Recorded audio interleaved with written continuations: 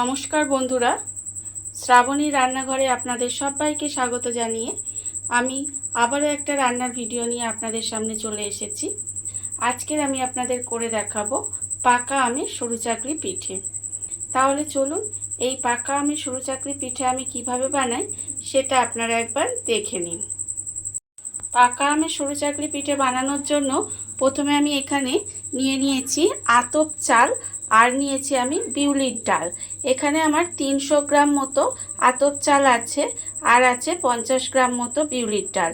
এই চাল আর ডালটা আমি প্রথমে 2 ঘন্টার মতো ভিজিয়ে রেখে দিয়েছিলাম। এবারে আমি জল থেকে তুলে নিয়েছি। জল থেকে তুলে নিয়ে একটা মিক্সিং জারের মধ্যে দিয়ে দেব। দিয়ে প্রথমে চাল আর ডালটাকে আমার একটা পেস্ট বানিয়ে নিতে হবে। চাল আর ডালটা আমি এখানে পেস্ট করে নিয়েছি।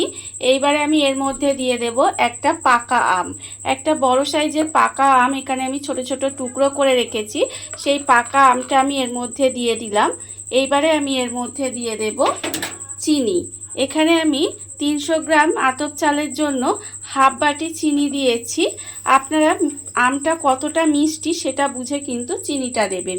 এইবারে আমি এর মধ্যে দিয়ে দেব আন্দাজ মতো অল্প সামান্য একটু নুন। খুব বেশি নুন দেব না, অল্প একটু নুন দেব। দিয়ে এটা এবারে আবারও কিন্তু খুব ভালোভাবে একটা পেস্ট বানিয়ে নিতে হবে। পেস্টটা আমার এখানে রেডি হয়ে গেছে। এইবারে আমি একটা বড় বাটি নিয়ে নিয়েছি।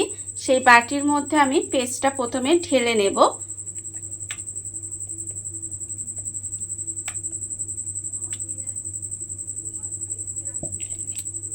সমস্ত পেস্টটা আমি এর মধ্যে ঢেলে নিয়েছি। এইবারে আমি এর মধ্যে দিয়ে দেব মিক্সি ধোয়া জলটা। তার কারণ ব্যাটারটা এখানে কিন্তু পাতলা হবে, খুব বেশি ঘন হবে না। সেই জন্য এখানে আমি মিক্সি ধোয়া জল দিয়ে দিলাম। দিয়ে এবারে ব্যাটারটাকে কিন্তু একটু পাতলা করে নিতে হবে।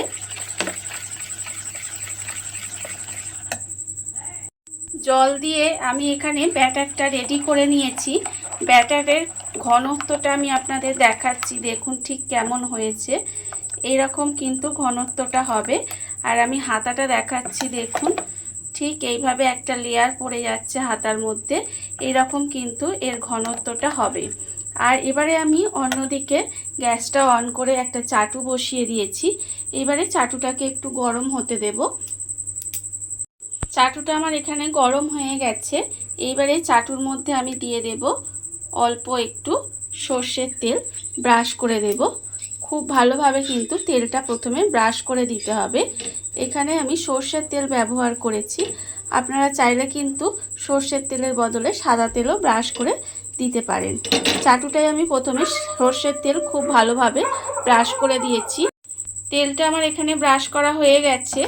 এইবারে আমি এর মধ্যে দিয়ে দেব যে ব্যাটারটা আমি এখানে বানিয়ে রেখেছিলাম, সেই ব্যাটারটা কিন্তু এর মধ্যে দিয়ে দেব।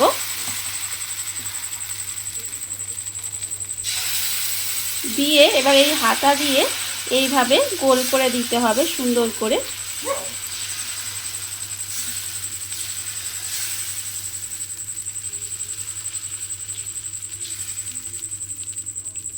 গোল করে এবারে আমি এটা একটু ঢাকা দিয়ে দেব।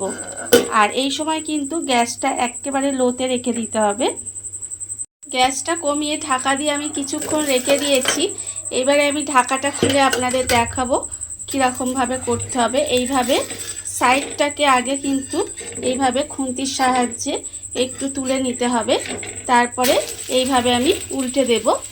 উল্টে দিয়ে তারপরে আবারও কিন্তু কিছুক্ষণ এইভাবে রান্না হতে দেব।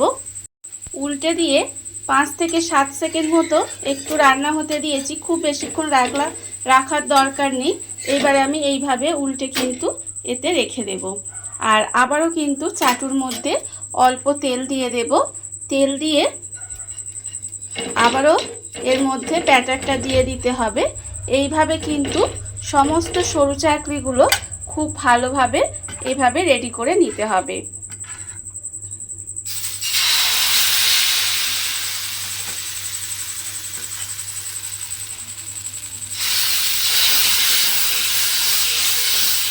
ঠিক এইভাবে সুন্দর করে গোল করে রেডি করে নিতে হবে। দিয়ে এবারে আবারও কিন্তু এইভাবে ঢাকা দিয়ে দেব। দিয়ে এইভাবে কিন্তু প্রত্যেকটা সরু চাকলি আমি বানিয়ে নেব। আর এদিকে যে সরু চাকলিটা আমি রেখেছিলাম সেটা কিন্তু এইভাবে আমায় সুন্দর করে ভাঁজ দিয়ে দিতে হবে। দেখুন কত সুন্দর কিন্তু হয়েছে। আমি এইভাবে প্রত্যেকটা সরু চাকলি বানিয়ে নেব।